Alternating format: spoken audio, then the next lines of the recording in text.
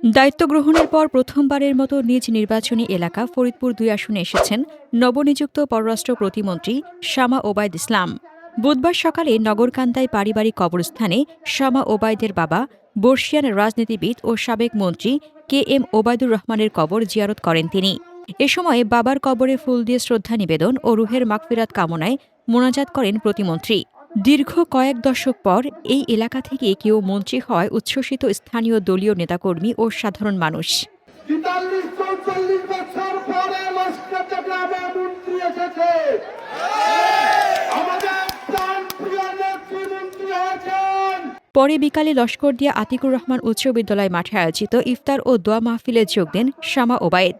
দেশ ও জনগণের কল্যাণে সততা ও নিষ্ঠার সঙ্গে দায়িত্ব পালনের পাশাপাশি নির্বাচনী প্রতিশ্রুতি বাস্তবায়নের প্রত্যয় ব্যক্ত করেন তিনি। আপনারা যদি অবগত থাকেন দয়া করে সেটা আমাকে জানাবেন অথবা আমাকে জানাবেন এবং পুলিশকে জানাবেন একেবারে। স্থানীয়দের প্রত্যাশা, নতুন প্রতিমন্ত্রীর হাত ধরে ফরিদপুর ২ আসনের উন্নয়ন কর্মকাণ্ড আগামীতেও আরও গতিশীল হবে। হাসনাতুজ্জাহান হিমু, দৈনিক খোলা চোখ।